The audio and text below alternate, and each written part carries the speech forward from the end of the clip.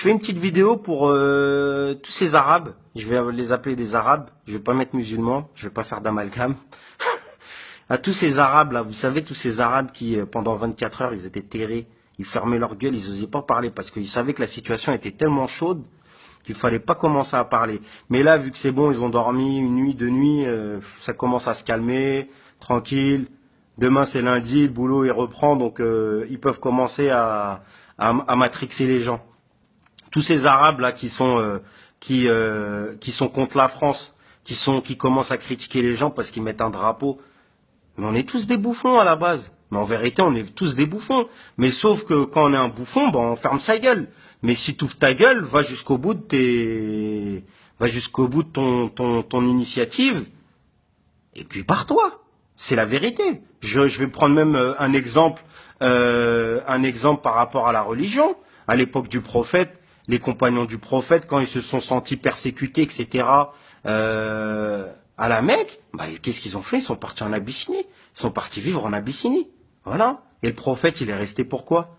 Il est pas resté à la Mecque pour foutre le bazar ou quoi que ce soit. Il est resté pour essayer de continuer à délivrer un message de paix, à avoir un bon comportement. Ils lui ont mis comment dire, des organes, des abats de chameaux, de chèvres, etc. sur lui pendant qu'il priait. Ben, sa fille, elle est venue, elle lui a nettoyé son dos, il s'est relevé, il est rentré chez lui. Enfin, il y a le comportement du prophète nous a montré par l'histoire que faut continuer à être droit. Mais vous savez que critiquer. À parler, à vous commencer à intégrer la Palestine et Israël. Mais depuis quand vous êtes pour la Palestine déjà? Hein? Vous qui mettiez les jeans diesel, dès que des juifs ils mettaient du diesel, dès que les juifs ont commencé à mettre des paires de Jordan, vous êtes partis en acheter par 12. Dès que les juifs ont commencé à mettre les doudounes là, les doudounes Canada Goose, etc. Je crois que c'est ça la marque Canada Goose. Hein, on les voyait les feuilles qui mettaient ça avec les grosses fourrures. C'est nous les robeux, on a commencé direct à recopier sur eux, d'accord? À mettre des lunettes Marc Jacob. Marc Jacob, il est quoi? Il habite à Gaza, Marc Jacob. Marc Jacob, c'est quoi? C'est un feuge et vous mettez avec des lunettes. Donc moi, je pars du principe que si t'aimes les Jordan, t'aimes toutes ces choses-là que les feuges y font, ferme ta gueule. Voilà. Tu fermes ta gueule et tu marches. Tu suis la foule. Tu suis la foule de bouffons. Voilà. Parce qu'on est tous des bouffons. Mais si tu ouvres ta gueule et derrière, tu fais rien de carré, moi, je comprends pas. Moi, je comprends pas. T'es pas content, la France, le ceci, cela, mec, barre-toi au bled. Barre-toi au bled, hein, le bled où dès que t'es en voiture, les flics ils viennent, ils t'inventent des feux rouges cramés pour essayer de te gratter 200 ou 300 dirhams, alors que t'as rien fait du tout, tu peux même pas ouvrir ta gueule. Soit tu payes cash, soit ils viennent, ils t'enlèvent ta voiture à la fourrière. Encore à la limite ici, quand t'as cramé, ils t'envoient la photo, etc. T'as 45 jours, tu peux faire un papier au tribunal de police pour dire que c'était pas toi, etc., etc. Alors vous êtes pas content de quoi? C'est vous qui bouffez le système. Vous êtes là, vous dites vous êtes en train de niquer la France, mais la France c'est rien, la France. La France c'est une coquille vide. La France c'est une coquille vide, c'est les Français qui font qu'il y a la France. Tu crois quand t'es là que t'es en train de gratter le RSA, quand t'es en train de taffer au black à côté? Tu crois tu niques qui? Tu niques la France? Non, tu niques nos impôts. T'es pas content quand tu déposes ton gosse à l'école et qu'il fait de la peinture et il fait il met sa main sur de la pâte à sel, etc. Il fait de la pâte à modeler, il joue, il fait des sorties, t'as donné rien du tout, tu donnes zéro, tu grattes tout. T'es pas content ça? Tu ramènes ton gosse, il joue, il vient, il dit ah, tiens papa, regarde ce que j'ai fait aujourd'hui, machin. C'est grâce à quoi? C'est grâce à nos impôts, c'est grâce à l'impôt des Français. Et l'impôt, déjà, l'impôt, rien qu'on va prendre l'islam, l'impôt, il existait au temps de l'islam. Ils leur prenaient un certain nombre de chameaux, un certain nombre de chèvres, etc., des tissus, les commerçants, ils les collectaient, et puis ils les repartageaient, ils les redistribuaient aux pauvres de la Mecque et de Médine. Mais ça a toujours existé. Faut savoir que les premières allocations familiales, c'est le calife Omar ibn al-Khattab qui les a créées.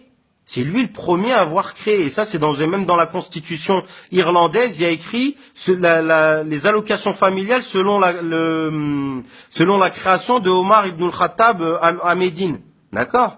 Ça, c'est des choses vraies. Donc vous êtes là, vous voulez niquer le système, vous voulez niquer machin, alors que dès que vous êtes en Thaïlande, vous êtes à Marrakech, vous parlez que français, vous êtes content quand les gens ils vous répondent en français, parce que vous êtes des clandos, vous savez même pas parler, vous êtes incapable d'aligner deux mots d'anglais ou deux mots d'arabe. Vous êtes content, vous êtes fier là quand vous êtes au bled ou vous êtes à l'étranger, que les gens ils vous parlent en français, ouah t'es français. Et puis là quand vous êtes en France, vous faites les rebelles. Arrêtez de faire les rebelles pour rien du tout.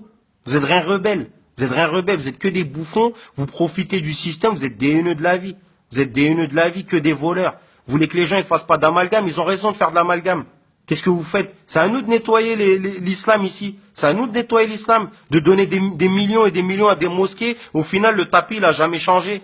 Il y a des mosquées, ça fait depuis 1980, ils collectent de l'oseille. Et la mosquée, elle a toujours pas bougé. Et tous ces conférenciers là, ils font des conférences, ils travaillent dans quoi ces gens-là? Le prophète encore c'était un éleveur de chèvres, etc. Les compagnons c'était des charpentiers, c'était des commerçants. Abou Bakr dire que c'était un commerçant, et ces personnes-là, on n'est rien à côté d'eux. Donc comment ça se fait qu'on accepte qu'il y a des conférenciers, ils ont jamais taffé de leur vie, ils arrivent à gratter des millions d'euros, des Nader Abou Anas, des mecs comme ça, sont là, ils grattent des millions d'euros pour faire des écoles, ils ont même pas de science. C'est ça, c'est bien sûr, ils ont raison de faire des amalgames. On n'est pas content quand Chel Goumi parle, mais Chel Goumi, moi, il me fait rigoler, on s'en fout. C'est marrant. Heureusement qu'il n'y a pas de musulmans qui parlent à la télé, on est nuls, on sait pas parler. Je préfère quand mes potes athées, mes potes chrétiens, ils parlent mieux que nous, ils nous défendent mieux que nous. J'ai vu là depuis 2 jours comment les gens ils nous défendent sur Internet, c'est énorme. J'ai jamais vu ça de ma vie. Ils parlent mieux que nous, ils donnent même des versets du Coran.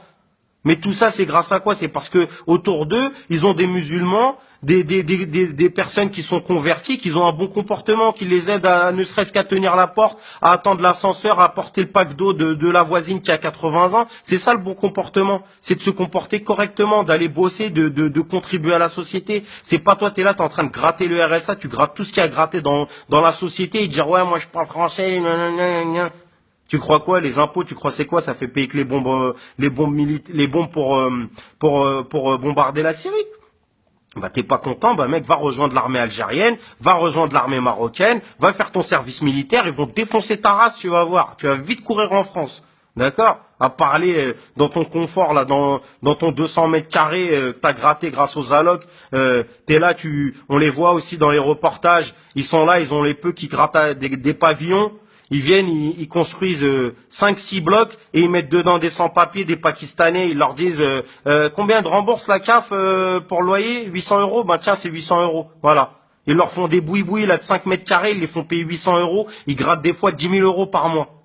Et eux-mêmes, ils sont au chômage aussi. Et ils grattent 10 000 euros sur la misère des gens. Voilà. C'est ça le comportement des arabo-musulmans d'aujourd'hui qu'il faut combattre, qu'il faut dénoncer. Ces gens-là, faut les balancer.